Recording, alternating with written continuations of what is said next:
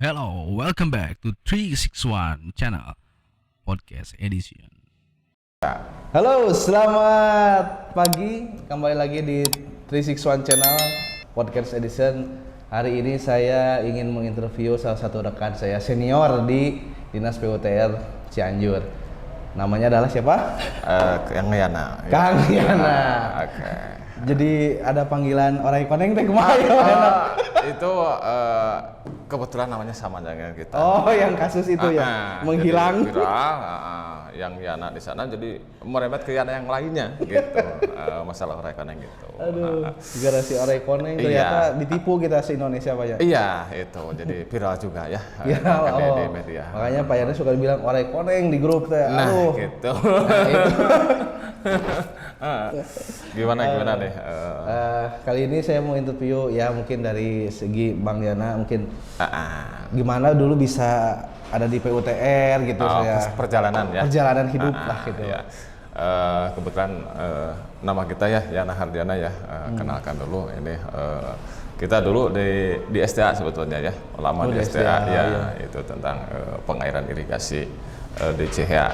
Di CHA kan mempunyai area luas juga. Luas juga kisaran 5.484 hektar. Itu ketahanan pangan khususnya di Cianjur ya.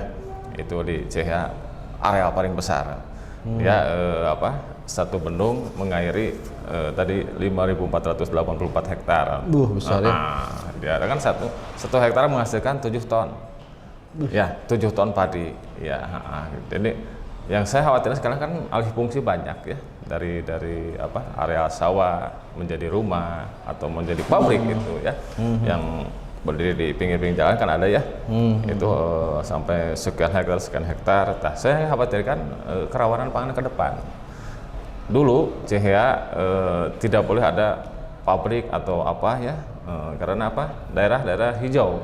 Artinya daerah penghasilan padi.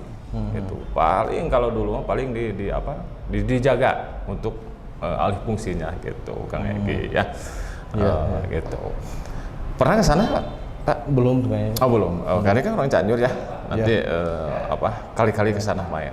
Siap nanti. Gimana sungai dibendung terus dialirkan ke area pesawahan ya sampai ke sawah betul. gitu. Dan yang saya khawatirkan lagi generasi Pak. Generasi tani di kita udah pada menurun. Oh iya. Jadi pengganti petani ini susah. Ya. Sebagaimana kita tahu dulu sekarang sampai ke depan ya. Kalau dulu mah generasinya masih banyak. Jadi orang tuanya ini dilanjutin sama anaknya. Kalau sekarang anaknya pada kuliah, pada kerja di luar, sehingga area pertanian tertinggalkan. Ya, sedangkan kan pertanian sebagaimana kita tahu ketahanan pangan Indonesia ya. Betul. Gitu. Ya, Oke. Dilanjutkan. Dilanjutkan. Jadi SDA ini kan tadi dibilang oleh Pak Yana lebih ke air kan ya. Lebih ke SDA air. sumber daya air ya. Iya, sumber daya. Itu ngefeknya ke pertanian. Jadi ke sana gitu. Nah, sedangkan pertanian di kita dulu makmur lah bahasanya. Gitu, sekarang banyak alih fungsi. Alih fungsi itu yang berubah. kita khawatirkan walaupun itu bukan bidang kita ya, tapi betul. kita juga melihat ke sisi itu ya Pak Yana. Gitu. Kalau dulu kan zaman Pak Presiden Soeharto ada banyak program untuk menghindari kepadatan penduduk. Dia mengadakan transmigrasi dulu mengadakan ya. Jadi nggak numpuk di lembur sendirilah gitu ya. Pada keluar membuka lagi lahan-lahan baru di sana gitu untuk pertahanan pangannya. Jadi kita juga dari PUTR memikirkan itu ya. Nah, itu harus juga. Walaupun bukan bidang tapi karena apalagi di Jawa Barat itu penghasil beras terbesar Jawa. Kebayang itu. kalau tidak dipikirkan itu, lama-lama. Di kita kan ada kantong-kantong, termasuk kita kan Cianjur, Subang, Karawang itu kan kantong-kantong padi. Iya. Kantong-kantong padi untuk khusus Jawa Barat, khusus Jawa Barat, gitu ya, khusus Jawa Barat. Malahan bisa keluar juga. Sekarang kan panen dari Cianjur masuk ke Bandung, masuk ke Bogor, masuk ke Jakarta juga sampai gitu. Jadi taninya di Cianjur, cuman hasilnya disebar gitu. Jadi kita bisa bertahan untuk masalah pangan. Betul. Gitu. Yang menjadi catatan adalah ketika generasi selanjutnya ini. Nah itu yang dikhawatirkan. Ya. Ada beberapa Jadi contoh. seolah-olah gengsi jadi petani padahal enggak juga gitu. ya. Jadi kasarnya maka pemerintah juga menekan teknologi pertanian. Betul. Jadi bagaimana pertanian tidak setabu dulu ya. Kalau dulu mah istilahnya jejoblokan, kokotoran, pepanasan ya. Iya. Nah, kalau di luar negeri kan pertanian lihat ininya pada ini ya, pada maju lah kalau di luar negeri mah. Jadi kita juga ada penerapan juga sistem teknologi pertanian untuk merangsang generasi membuka ininya. Jadi bisa menghasilkan di tempat sendiri gitu. Nah, gitu. Keren banget ya. Ya. Nama. Nah setelah itu dari SDA Pak Yana tuh ke bidang pembangunan jalan. Pembangunan jalan. Ibarat kata mutasi lah. Ya, pindah 2000, itu tahun berapa Pak Yana? 2017 kita 2017 ya. mulai ke jalan. Tapi kita kan ke PU-an kan sama ya, irigasi sama PU, cuman beda bidang aja. Bidang. Tapi satu atap gitu, satu atap. Nah, kesan-pesan lah. Kesan-pesannya pembangunan bekerja. Kita dari irigasi ke jalan alhamdulillah gitu ya, kalau di jalan jadi lebih luas. Lebih luas cakupannya. Kalau dulu mah cuma 3 kecamatan ya, Haurwangi, Bojong Bicung sama Ciranjang, itu aja dikelolanya. Kalau sekarang kan meluas ke hampir semua ini ya. Semua ruas lah gitu, lebih luas cakupannya gitu kalau di jalan gitu. Iya Pak. Iya Pak. Sama habis. Itu sok ya Pak, iya. Dipotong. Oke. Santai. Ya gitu. Udah sebentar ya kayak gitu ya. Jadi secara ininya kesannya mungkin ada pembelajaran baru ya di bidang pembangunan jalan ya. Iya, betul. Oke. Itu kalau perhitungan volume atau hampir sama ya. Hampir sama, cuman beda item aja. Beda item. Beda item. Kalau dulu mah itemnya pasangan batu, bendung ya. Kalau sekarang mah kan ada struktur mayor, struktur minor kan ya. Kalau di jalan masih ada drainase, ada pasangan batu ya. Pasangan batu masih ada satu versi. Cuman dibetonisasi, kalau di irigasi sebagian kecil memakai beton atau pengaspalan ya. Kalau di jalan lebih dominan kan ya. Betul. Ya, ada juga di irigasi untuk jembatan pelayanan yang kecil-kecil biasanya, atau selimut beton buat mercu itu ada juga di irigasi, hampir satu versi.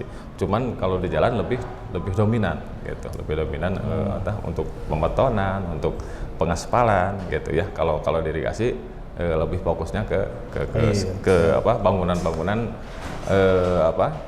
ada bangunan utama juga, ada bangunan utama pelengkap sama ininya juga. Jadi ada bangunan utama seperti bendung atau penerjun, terus pelengkapnya ada juga got miring, yang lainnya ada juga di irigasi juga gitu. Jadi kesan poinnya di pembangunan item lebih banyak. Betul. Dibanding di SDA ya. Kalau di jalan kan paling beton, drainase, gorong-gorong. Lebih menantang nggak Pak Yana? Rasanya? Kalau di irigasi ada keunikan tersendiri. Pertama bentuk bangunan ya. Oke. Kita bagaimana mengalirkan air kan, kalau air deras gimana kecepatan, ada bangunan peredam, ada bangunan pelimpa, penguras, pelimpa samping ya. Jadi kita mengatasi air supaya teratur dan terukur gimana. Gitu. Jadi kita waktu banjir besar supaya ke saluran tetap teratur gitu ya. Jadi kalau begitu besar masuk ke saluran enggak. Jadi bisa diatur, diukur. Kan di sana di bendung ada bitnya ya. Iya, ada bitnya. Di sana ada pengatur di depan kan, di depan di bendung ada pengatur, ada pintu-pintu. Jadi ketika ada intik, ada pembuang. Jadi kalau air berlebih bisa dibuang sebagian. Mantap. Gitu. Molotok lah ya. Nah, gitu. Kalau SDA molotok. Kelamaan ya. Kelamaan dirigasi. Berarti di SDA secara umur tahunnya berapa Pak Yana kita masuk SDA di 97. 2017 baru pindah. 2017 baru pindah. Hitung sendirilah berapa tahun. Gitu kan mantap lah. Kalau di jalan ya alhamdulillah berarti kita lebih luas cakupannya gitu. 5 tahun lah ya kalau 2017. Kita kalau dulu di balai kan. Di balai Jadi sekarang mah kan ini apa bidang jalan membawahi beberapa balai kan. Oh ya. Kalau dulu mah balai aja gitu kerjanya gitu. Ya. Ya itulah kesan pesan dari Pak Yana ya. Nah, kira-kira ada apa lagi yang mau disampaikan dari Pak Yana? Ini aja apa kesan pesan ke generasi tani aja ya, lebih semangat, lebih edukasi, jadi tingkatkan gimana pertanian supaya menjadi ladang apa baik usaha ataupun ladang emasnya ya lah. Jadi kita nggak apa bisa apa kerja di kampung sendiri. Jadi gimana kampung sendiri bisa menghasilkan satu pekerjaan khususnya di bidang pertanian gitu, untuk ketahanan pangan Indonesia juga gitu. Jadi mesti mencintai pertanian. Nah gitu. Jadi yang idenya apa ke pemerintah juga harus di apa teknologi pertanian. Iya. Ketika teknologi enggak, kalau dulu makan macul ya nyangkul. Kalau sekarang waktu pakai mesin ya, pakai mesin cangkulan, jadi lebih ringan, lebih cepat. Bisa menerapkan teknologi lah, teknologi pertanian ke gitu.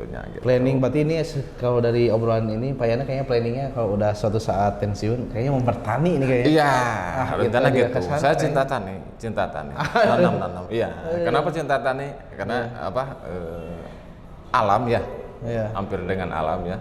Gimana apa mengolah tanah dari pengolahan, terus apa ditanami sampai menghasilkan panen gitu ya. Itu ada rasa kegembiraan, rasa tertanam kalau di jiwa tani gitu. Jadi udah nggak ngelihat terik matahari, capeknya kerja nyangkul gitu ya. Kalau dinikmati kan ringan. Berat terasa ringan kalau dinikmati gitu.